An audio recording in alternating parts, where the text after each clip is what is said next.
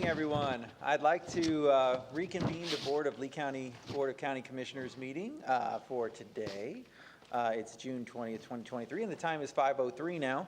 Commissioner Ruane is not going to be able to join us for this item, but at this time I'd like to ask our County Attorney's Office to introduce the item. Good afternoon. Michael Jacob, Deputy County Attorney. We have some amendments for Captiva to discuss this afternoon. I bet that sounded much funnier in your head. Yeah. Oh, I would love to do that. Would you please have a seat, Councilor? Yes. Actually, this is a much easier concept. We have, for myself and Muni Code, have been working for the past couple years to prepare a codification of the Lee County ordinances. We have for your consideration the first of 2 public hearings to adopt that codification. Most of you are familiar with the Land Development Code and our chapters and our sections that we've referred to on multiple occasions. We will be doing that, and this codification does that for all county ordinances. Moving forward, we will do ordinances and we'll reference the sections that are created through this codification. It'll make that a lot more streamlined, and obviously members of the public will have one place to go rather than searching through all the ordinances. The codification goes through and working with Muni Code, went through old ordinances that are no longer valid, preempted ordinances and matters to come to a final set of codes that will be adopted at the final public hearing. At the conclusion of this hearing, we'd ask that you set the second public hearing for August 1st at 9:30 a.m. And I'm here to answer any questions you may have. The one thing I will note is the code of ordinances that you have here. We had to have a drop dead date for including ordinances. The ordinances that have been approved by the board that aren't referenced in here will be added once the codification has occurred. So with that, I'm here to answer any further questions. Okay, any questions, commissioners, for our team here? Or no? Nope. Okay, I see no questions. At this time, then, I'll open the floor to public comment. Yeah. Would you please give some, and I will share the copies.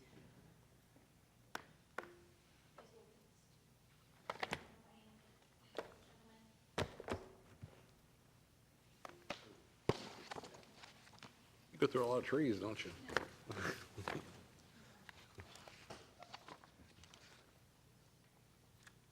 Okay, are we ready? Go ahead. Yes. Marsha Ellis, speaking in regard to, could we adjust this, please? Speaking in regard to this item, which is working to adopt the Lee County Code of Ordinances.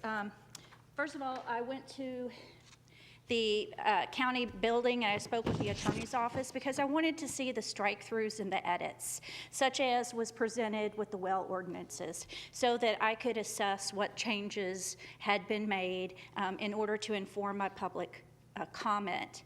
And so when I went there, they sent me some links, but they didn't have those strike-throughs or those edits. So I turned to Muni Code. And when I clicked on this top section up at the top where it says show changes, it told me that Code Bank Compare, that our municipality doesn't subscribe to that feature.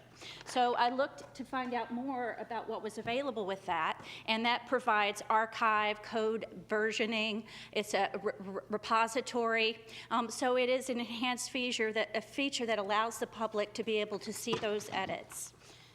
Upon further exploration, I discovered that it also is a way, it has a built-in feature that notifies users of any changes to the ordinance. Now, this was important because at the housing branch, some of the comments of the builders and the developers and various people were that changes would happen and they had no way other than participation with their building groups or other types of organizations to know what had transpired.